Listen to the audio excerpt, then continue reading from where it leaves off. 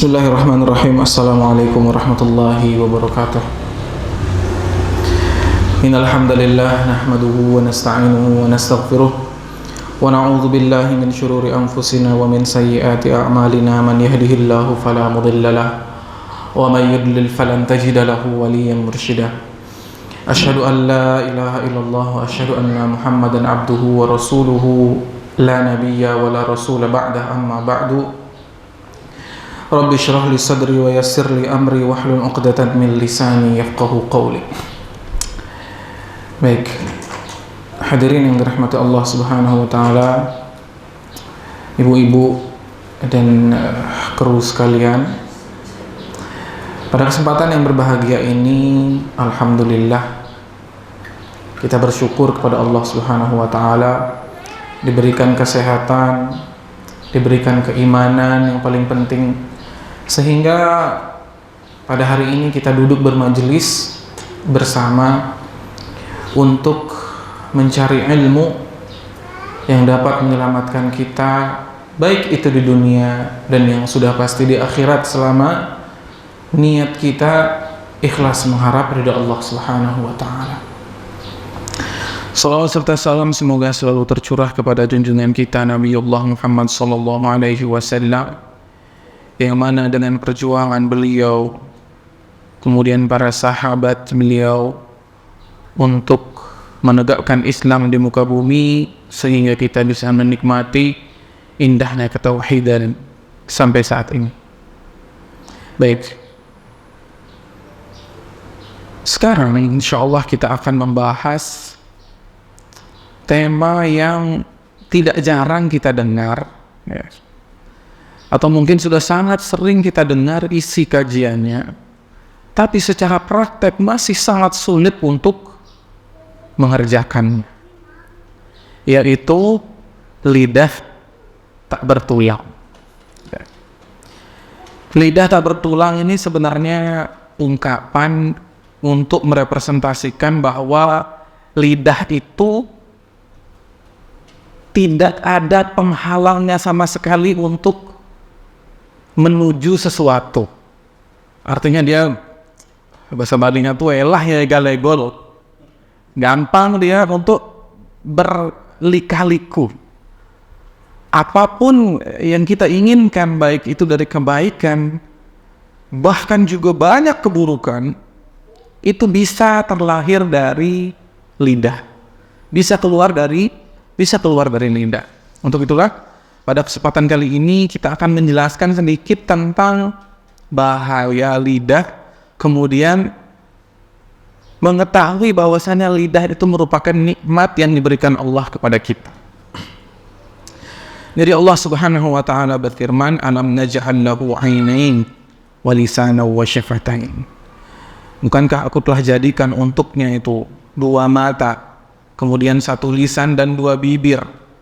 Jadi ini merupakan nikmat. Banyak sekali hal yang baik dapat kita lakukan, kemudian mendapatkan pahala yang besar hanya dengan perkataan. Banyak hadis-hadis kita berkata subhanallah walhamdulillah subhanallahil azim, itu timbangannya sangat berat di akhirat nanti. Padahal hanya dengan lidah, ringan sekali kita ucapkan. Tapi tunggu dulu ya, hadirin sekalian, tidak semudah itu. Ternyata lebih banyak dan lebih besar lagi keburukan yang akan kita dapatkan ketika kita menggunakan lidah kita tidak pada tempatnya. Jadi kita tahu ya semuanya, ungkapan kenapa kok kita itu diberikan dua telinga dan satu mulut, agar kita menjaga ucapan kita, kemudian mendengarkan hal-hal yang baik. Artinya kalau kita mendengar itu kita mendapatkan ilmu, tapi ketika kita berbicara kita dihisab. Maka jika lidah itu tidak bertulang, maka jagalah ia tetap berkelok-kelok di jalan yang benar. Baik, saking subhanallah, saking besarnya peranan lidah, ya, atau saking kerasnya ultimatum tentang menjaga lidah oleh dari Rasul sallallahu alaihi wasallam, sampai-sampai lidah itu disandingkan dengan keimanan seorang hamba.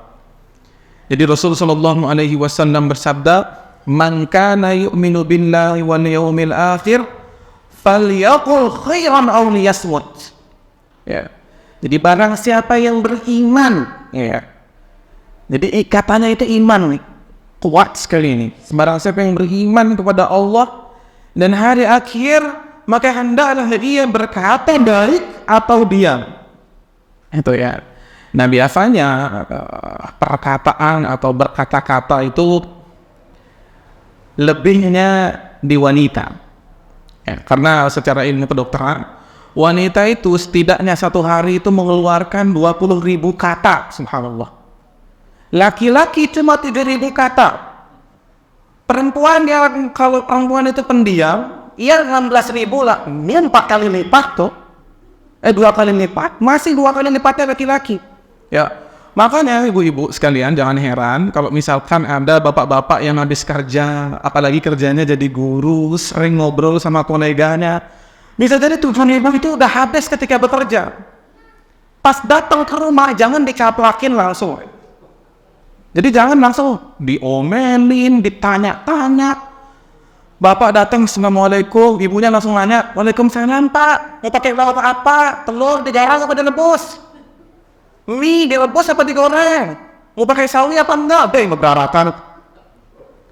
Jadi itu tentang wanita ya. Ya, itu harus kita pelajari karena kita harus mengontrol diri kita agar kita dapat mengatur kata-kata kita dengan baik. Karena ibu-ibu dan para jamaah sekalian, hal yang harus kita ketahui dari lisan itu, ungkapan Arab mengatakan al-kalamu yanfudhu ma la yanfudhul ibrah. Jadi kalam itu ya, perkataan yang tergerak dari liukan lisan itu dapat melukai apa yang tidak dapat dilukai oleh jarum. Coba apa itu? Perasaan atau hati. Ya, bisa kita beri contoh sedikit misalnya tentang kedahsyatan lisan.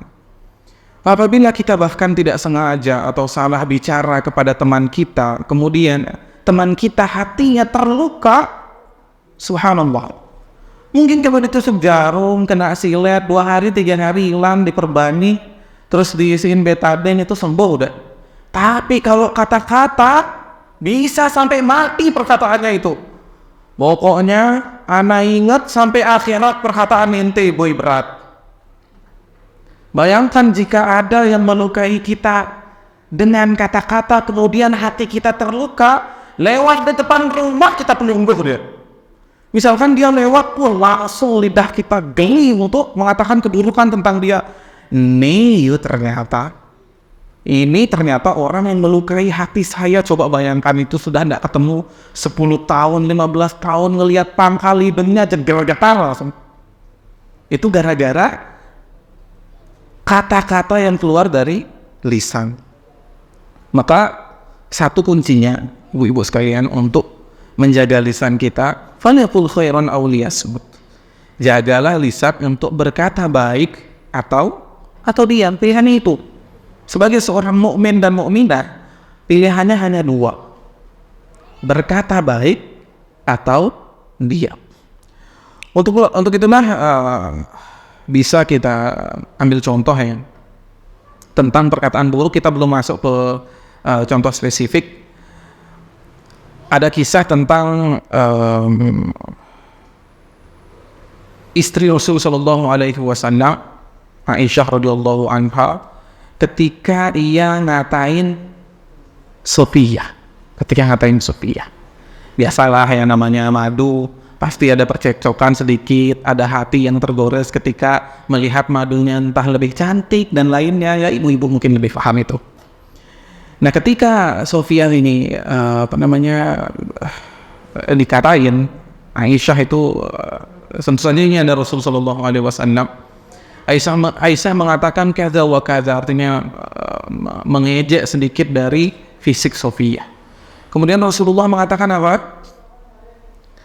Wahai Aisyah, perkataanmu itu apabila dicampur dengan air laut yang sebegitu banyak di dunia ini, maka air laut itu akan terkontaminasi. Bayangkan, itu baru satu bentuk bullying saja yang keluar dari lidah. Untuk itulah berhati-hatilah terhadap lidah. Itu diingatkan oleh Rasul bahwa perkataan itu atau perbuatan itu tidaklah benar, menjadi contoh bagi kita agar kita menjaga lisan. Sering kita dengar beberapa pepatah mengatakan salamatul insan fi hafdzil lisan. Keselamatan manusia itu terletak ketika ia menjaga lisan. Ketika menjaga lisannya. Baik. Agar kita mengetahui, setelah kita mengetahui bahwasanya lisan itu memiliki nikmat, kemudian kita harus menjaga lisan kita yang ternyata lisan ini impact-nya sangat besar dalam pengaruh ibadah kita kepada Allah Subhanahu wa taala. Walaupun awalnya ibadah kita kepada Allah itu ikhlas, akan tetapi lisan kita ini tidak bisa dijaga, ya. Bisa jadi hal tersebut menghilangkan pahala yang sudah kita perbuat. Baik. Di sini mungkin kita akan bacakan satu ayat firman Allah Subhanahu wa taala. Baik. Allah Subhanahu wa taala berfirman, "A'udzu billahi minasyaitonir rajim. Ya ayyuhalladzina amanu la tubtilu shadaqatikum bil manni wal adha kalladzi yunfiqu malahu ria'an nas wa la yu'minu billahi wal yawmil akhir. Famathaluhu kamathali safwanin 'alayhi turabun fa asabahu wabilun fatarakahu salda. La yaqdiruna ala syai'in mimma kasabu wallahu la yahdil qaumal kafirin." Wahai orang-orang yang beriman, janganlah kalian membatalkan pahala sedekah kalian bil manni wal adha, dengan menyebut-nyebutnya dan dengan menghinakan orang yang kita berikan. Kalladzi yunfiqu malahu ria'an nasi, seperti orang-orang yang berbuat riya ketika berinfak. Wala yu'minu billahi wal yawmil akhir. Orang seperti itu mereka tidak beriman kepada Allah Subhanahu wa taala dan hari akhir. Coba bayangkan. Mungkin banyak dari kita yang berinfak, yang bersedekah. Akan tetapi setelah kita berinfak, setelah kita bersedekah, kita mengungkit-ungkit sedekah kita untuk mendapatkan pujian manusia. Sengaja itu biar dapat pujian.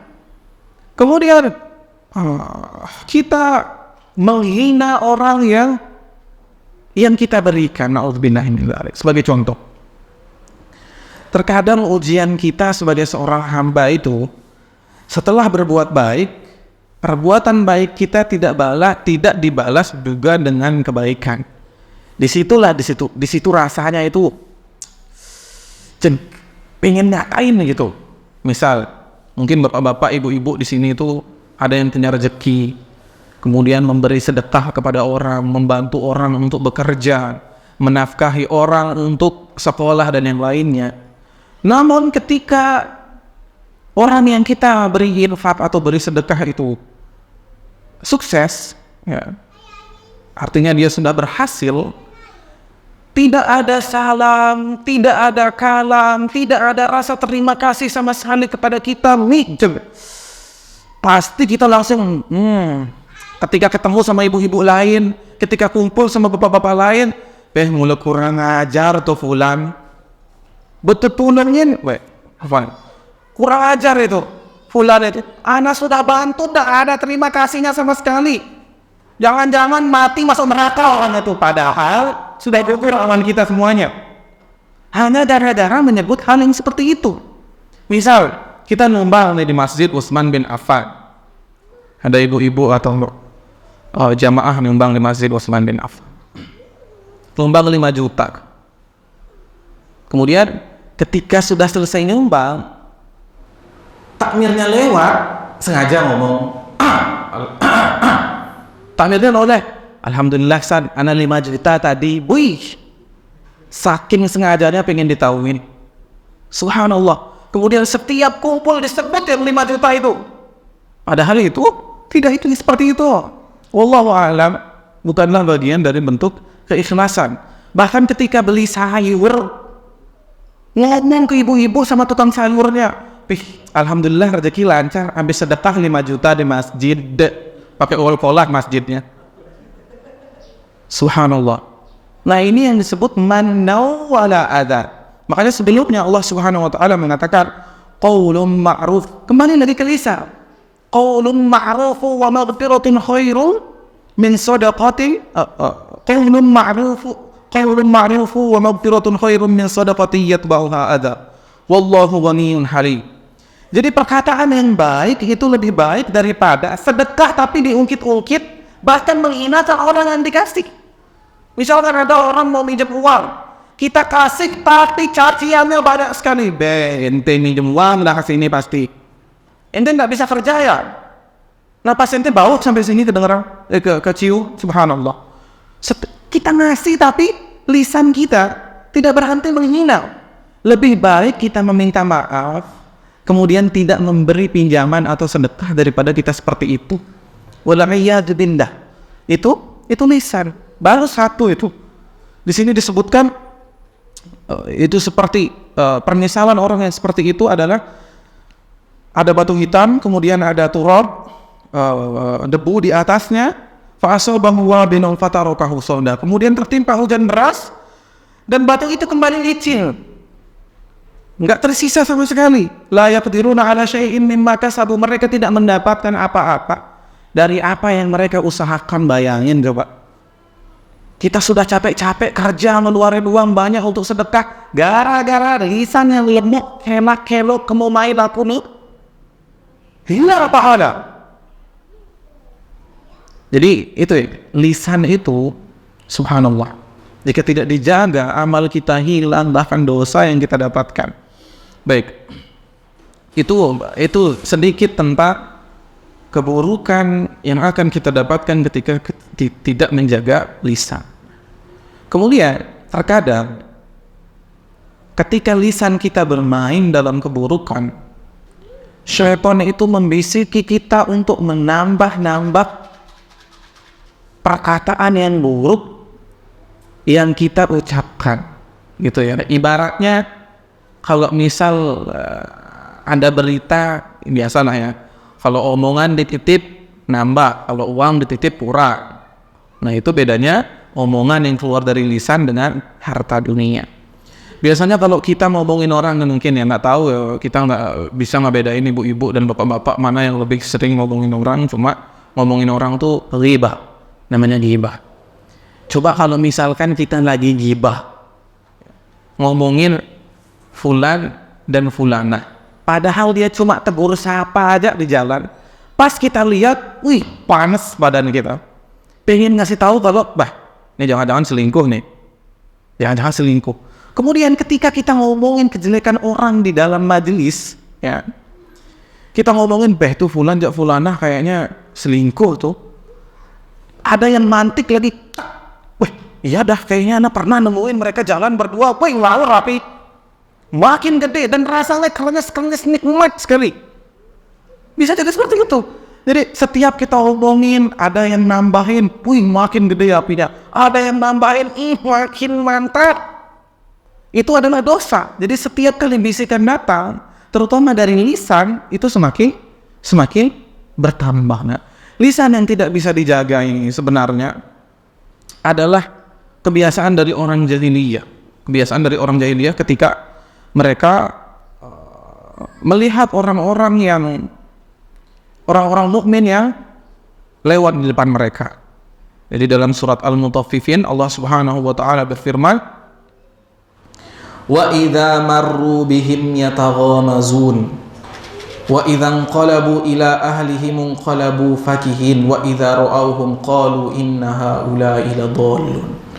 Apabila ada orang mukmin yang lewat ada di depan mereka, maka mata mereka mengkerjit, apa ya bahasa Indonesianya, jadi kayak mata mereka itu menatap dengan tatapan yang sinis.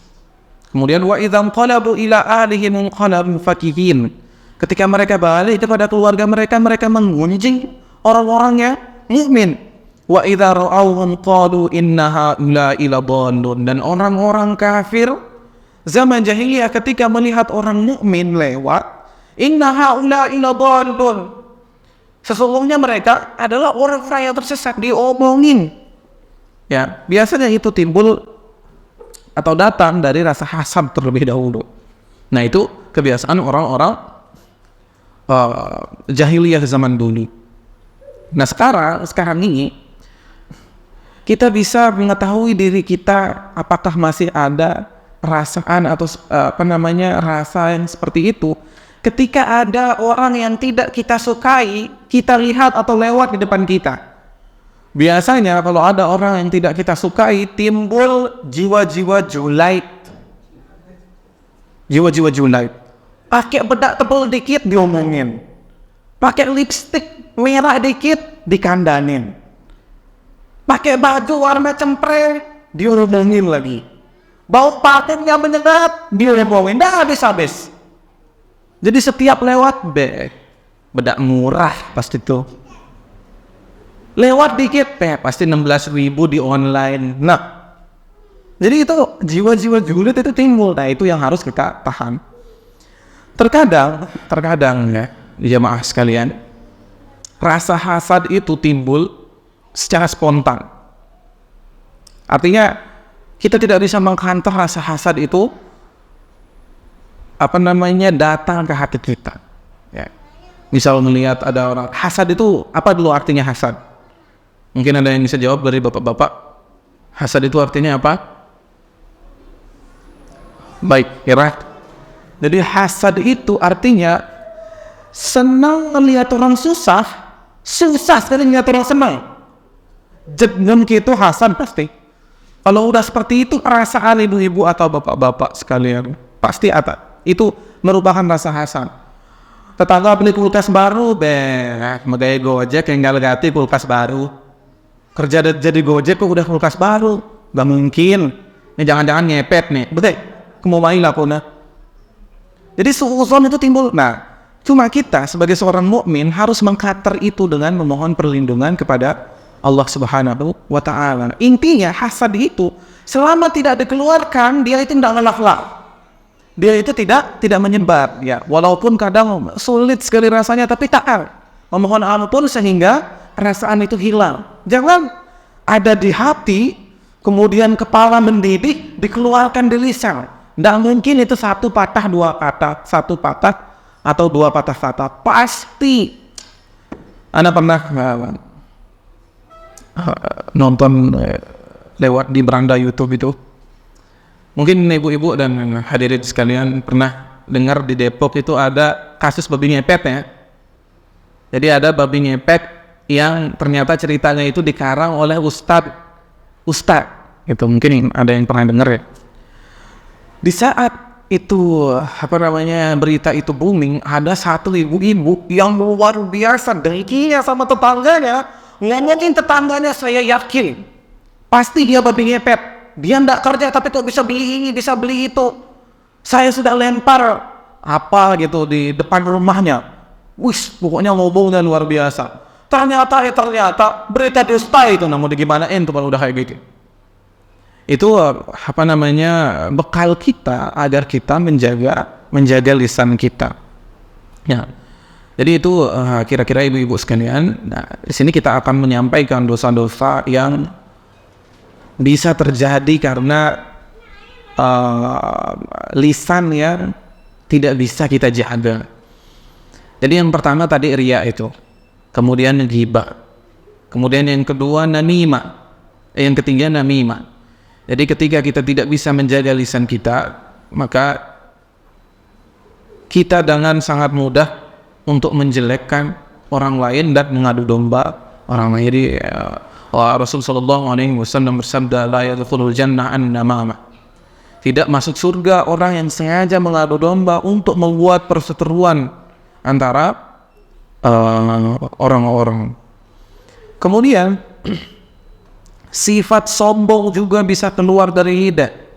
Nah, kesombongan ini terkadang datang dari kita karena kita terlalu bangga dengan apa yang kita miliki, sehingga tidak sadar kita sudah sombong, termasuk kepada keluarga kita atau kita menyombongkan keluarga kita. Ya. Jadi misalkan kita punya anak Masya Allah pinter, selalu ranking 1, hafal ini, hafal itu, Woi, diomongin kemana-mana. Ini alhamdulillah anak-anak bisa ranking 1, kemudian bisa hafal Quran, bisa hafal hadis banyak. Itu mungkin karena ketakwaan saya ya, boy. Berat nih sombongnya. Apalagi ngomong itu di orang yang belum punya anak, kita nusuk bener. Itu adalah omongan yang kotor, ya. Jadi kita harus menjaga perasaan orang lain. Jadi kalau ada orang yang ceplos ngomong kesana kemari menyakiti perasaan orang, itu banyak bakteri corona dalam mulutnya. Kalau bisa semprotin desinfektan aja tuh. Saking beratnya untuk menjaga lidah, bahkan ketika kebanggaan dalam kebaikan pun bisa membawa kita kepada kehancuran. Itu beratnya lidah. Nah, terutama kepada ibu-ibu sekalian yang per hari itu ada 20.000 kata. Semoga kata-kata ini bisa dialokasikan di tempat yang baik, ya, tidak di tempat yang salah. Ya. Gunakan untuk memuji suami. Apabila suami pulang bekerja, kita ibu-ibu berikan senyum. Jangan langsung, uang bulanan keluar, belum beli pupur, belum beli bedak, belum beli popok, marah tekulim gaib, baru datang bekerja. Nah, jadi gunakan untuk berkata kebaikan saja begitu. Tidak lain atau tidak bukan juga untuk para jamaah laki-laki, sama semuanya punya porsi yang sama dalam berbuat pahala dan kebaikan. Tinggal banyak-banyak melatih diri. Nah, terakhir nih ya, karena waktunya tinggal 10 menit lagi. Gimana sih kita itu agar lisan kita itu terbiasa mengatakan hal-hal yang baik, kemudian dapat menyelamatkan kita dari azab Allah Subhanahu wa taala. Tidak lain dan tidak bukan, tidak lepas dari 2 indera lain nih. Jadi lisan akan mengatakan hal yang baik ketika kita mendengar hal-hal yang baik. Lisan akan berkata hal yang baik ketika kita melihat hal-hal yang baik. Ya. Terutama kepada anak-anak, kita harus jaga apa yang ia tonton di handphone, apa yang ia tonton di TV, apa yang ia dengarkan di circle mereka bermuamalah, itu harus kita jaga. Jadi kita semua ketika ingin apa yang keluar dari mulut kita kebaikan, yang ikhlas dari hati, dengarkan yang baik. Ketika ada keburukan, kita tinggalkan. Jika tidak bisa kita ingatkan, minimal kita ingkari dengan hati. Kemudian ketika melihat, lihatlah hal-hal yang baik. Ya. Nah, itu impactnya juga akan beralih kepada perilaku. Jadi kalau bapak-bapak misal, omongan kita jadi baik ketika kita banyak-banyak mendengarkan yang baik, kemudian menundukkan pandangan kita. Ya, ibu-ibu ketika ingin lisannya mengeluarkan hal-hal yang baik, maka kita harus mendengarkan hal yang baik, kemudian tidak sembarang melihat atau memberi senyuman kepada orang lain, orang yang bukan mahram. Jadi sebenarnya arahnya ini kepada takwa. Ketika setiap hal yang kita dengar, setiap hal yang kita lihat itu baik, maka lisan kita tidak akan mengeluarkan kecuali yang baik, dan otomatis apa yang kita lakukan isinya adalah kebaikan. Baik. Nas'alullah at-taufiq wal rahmah. Kita cukupkan pengajian kali ini. Mungkin kita lanjutkan dengan sesi tanya jawab. Apabila ada ibu-ibu yang memiliki pertanyaan, bisa ditulis di kertas, kemudian kita bahas mampu kita, insyaallah. Tafadhol. Yang sering kita dengar itu di kajian-kajian itu adalah dosa besar dari lisan itu adalah ghibah. Nah, sedangkan kalau kita tidak bicarakan, ghibah itu ingin bicara. Kalau kita diamkan, bagaimana cara memperbaiki orang itu? Kemudian kalau kita bicarakan, walaupun kita benar, kita ghibah. Dan yang kedua, bagaimana setelah itu kalau kita baru sadar bahwa dosa ghibah yang besarnya kayak itu yang telah kita lakukan sejak dulu sampai sekarang, bagaimana cara kita bertaubat dan cara memperbaiki dan menghapus dosa ghibah terhadap orang itu, tetapi dengan orang itu kita sudah malu untuk berjumpa atau tergerus berterus terang dan sebagainya, atau orang itu sudah tidak diketahui rimbanya. Mohon penjelasan. Iya, Masya Allah. Gini Pak ya, ini mungkin berkaitan juga sama pertanyaan yang kedua. Tips menjaga agar kita tidak larut dalam ghibah, Pak. Terutama untuk kaum hawa atau wanita. Pasti jangan negatif bumun ghibah nih. Rasanya nikmat sekali, makanya ada pertanyaan tersebut. Baik. Terima kasih, Masya Allah, pertanyaan yang baik sekali tentang ghibah ini. Benar ya Bapak, ketika kita ingin berghibah itu rasanya kayak ada yang mengganjel itu kalau dikeluarin ya. Apalagi pas makan gulai kambing, lagi panas-panas, ada nggak suka sama orang, makin panas rasanya kalau nanti keluarin. Ya, sebenarnya ghibah ini kita sebutin dulu dosanya ya. Ghibah itu seperti kita memakan bangkai saudara kita di neraka. Bayangkan dosanya seperti itu, luar biasa. Dosa ghibah itu merupakan salah satu dosa besar. Jadi ada tafsir filosofisnya itu. Ternyata di dunia ketika kita berghibah, kita juga sudah memakan bangkai saudara kita. Kita mencabik-cabik kehormatannya, sedangkan dia jauh tidak berdaya. Itu tentang ghibah. Nah, itu tentang dosa ghibah. Nah, sekarang gimana sih caranya kita itu tidak larut dalam ghibah? Kalau Anda pribadi, Anda selalu mempraktekkan vibes yang positif. Jadi, kalau misalnya dulu Anda pernah punya pengajian sama anak-anak muda, ya jangan kira ghibah itu nikmat di lisan kaum Hawa saja. Di lisan kaum Adam pun salah, nikmat juga. Cuma mungkin bumbunya itu ya ada Masako, ada Roiko-nya tuh di Hawa dia. Jadi bumbunya tuh lebih gurih kalau di Hawa. Nah, caranya itu kita sepakat di majelis itu. Pokoknya kalau misalkan ada yang ghibah, salah satu dari kita harus ada yang mengingatkan dengan berkata ittaqillah. Gitu, Pak. Jadi vibes-nya harus benar, dan itu tidak jarang harus disepakati. Jadi kalau misalkan nih ibu-ibu kumpul, kaum Hawa kumpul, ada yang panas ngomongin orang. Nah, ketika dia lagi ngomongin orang itu, ada satu orang yang ittaqillah. Ittaqillah itu artinya bertakwalah kepada Allah. Jadi jangan semakin dibilang bertakwa kepada Allah semakin. Jadi kalau dikasih tahu misalkan kita lagi ghibah, si fulan ini begini, astagfirullah. Nanti di neraka ente mau makan daging saudara ente, biarin jangan jadi sate ya. Nah, kan makin gitu Pak. Nah, caranya membangun vibes yang positif. Jadi itu tadi saya mengingatkan bahwasannya ghibah itu diharamkan. Setiap kali ngomongin orang, ittaqillah, bertakwalah kepada Allah Subhanahu wa Ta'ala. Itu kejelekan. Ya, itu hal yang dapat kita lakukan secara praktek muamalah. Tapi yang paling inti dari kita dijauhkan berbuat dosa itu adalah doa.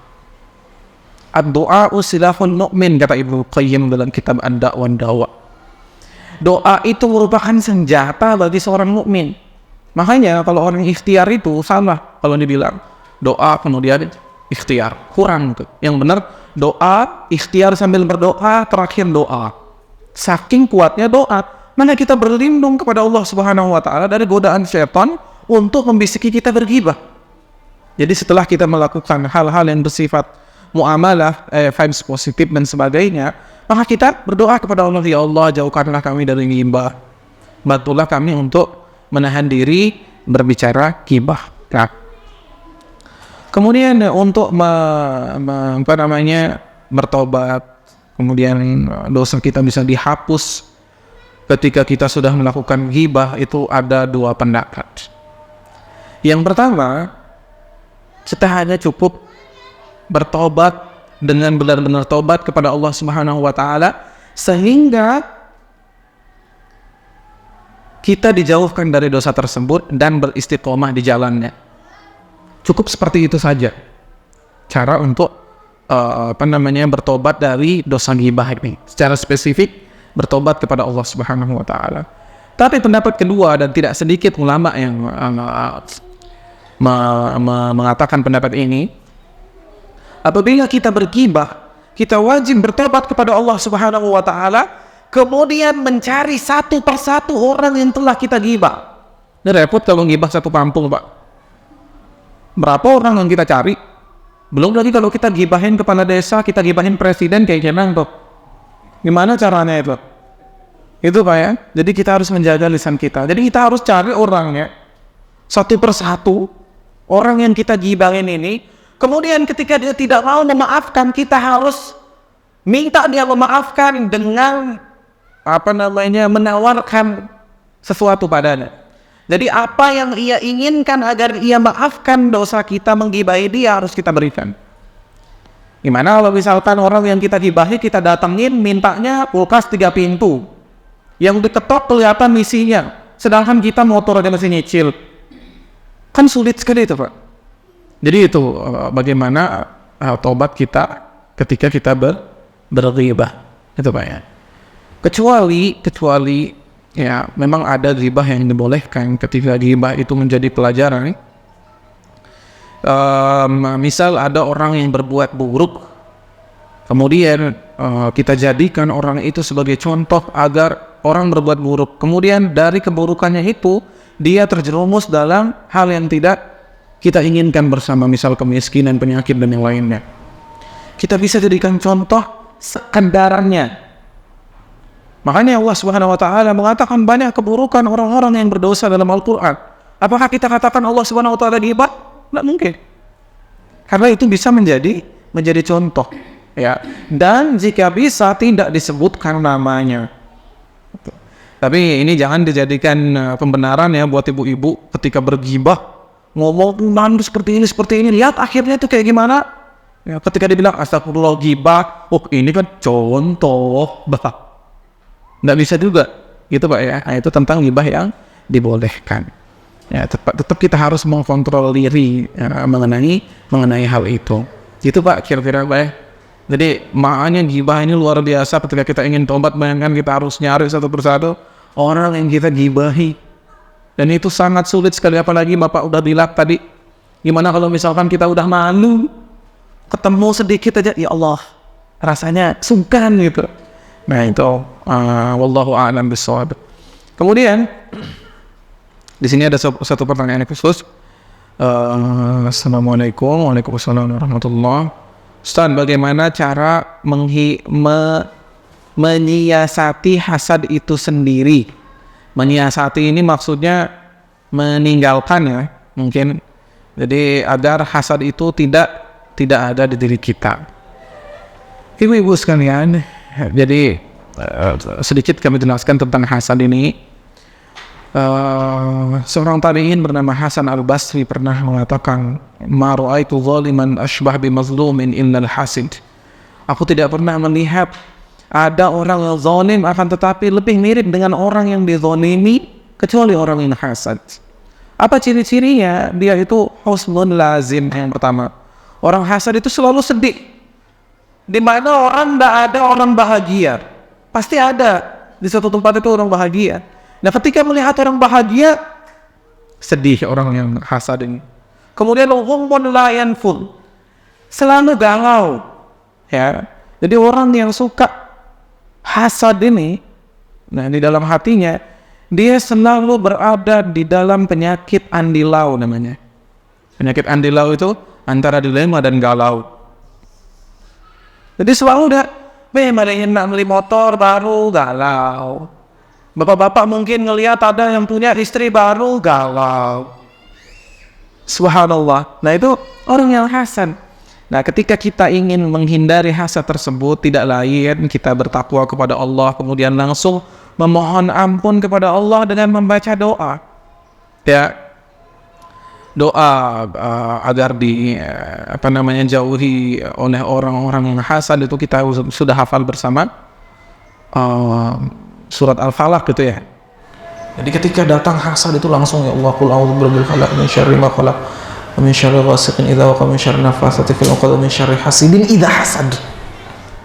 Jadi kita langsung berdoa kepada Allah agar hasad kita itu tidak lama-lama di dalam hati kita, karena benar tadi itu hasad itu memang kadang muncul tanpa diundang.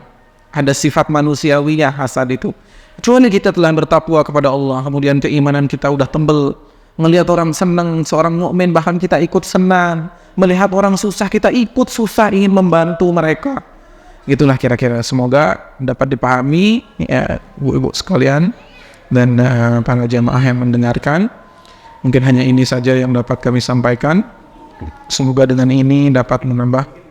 Ya, kalau tadi tiba itu menurut Ustaz tadi penjelasannya ada yang boleh ada yang tidak kan gitu ya. Asal apa semuanya? Apa ada yang boleh? Oh, Hasan juga afwan. Jadi mungkin kurang komprehensif karena kalau misal bahas hasad itu satu pertemuan Bapak. Gitu.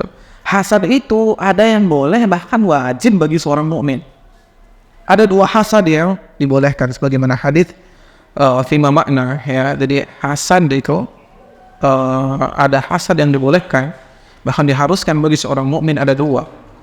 Hasad kepada orang yang berilmu kemudian ia mengamalkan ilmunya ya, dalam beribadah mencapai ridho Allah Subhanahu wa taala. Kemudian hasad yang kedua adalah hasad orang yang memiliki harta dan menggunakan hartanya di jalan Allah Subhanahu wa taala. Itu 2 orang yang harus kita hasadi. Gitu ya. Nah, ini sejalan juga dengan hadis Rasulullah sallallahu alaihi wasallam yang lain, apabila kita melihat ibadah, maka lihatlah ibadah orang yang ada di atas kita. Apabila kita melihat harta, maka lihatlah orang yang ada di bawah kita. Jadi kalau melihat ibadah jangan melihat orang yang di bawah. Jadi pas kita ibadah sudah sholat, kemudian diingatkan oleh saudara kita, coba tambah dengan sholat sunnah. Tapi dia berkata, daripada dia tuh nggak pernah sholat, mabuk-mabukat, zina, udah ngomongin orang, riak lagi. Ini kembo dosanya nih. Gitu Pak ya. Jadi jangan sampai kita melihat ibadah itu ke yang di bawah kita. Kemudian jangan sampai kita melihat dunia itu ke yang di atas kita. Karena tidak akan habis apabila hidup seperti itu. Selalu ada orang yang lebih kaya dari kita. Di balik itu selalu ada orang yang lebih buruk daripada kita. Maka ketika memandang orang, pandanglah kebaikannya. Ketika memandang kekayaan orang, pandang kekayaan kita sekarang, pandang kekayaan orang yang berada di bawah kita. Gitu Pak ya. Jadi kira-kira seperti itu. Semoga bermanfaat. Mungkin kita tutup kajian ini dengan doa kafaratul majlis bersama. Subhanakallahumma wa bihamdika asyhadu an la ilaha illa anta astaghfiruka wa atubu ilaik. Billahi taufiq wal hidayah. Wassalamualaikum warahmatullahi wabarakatuh.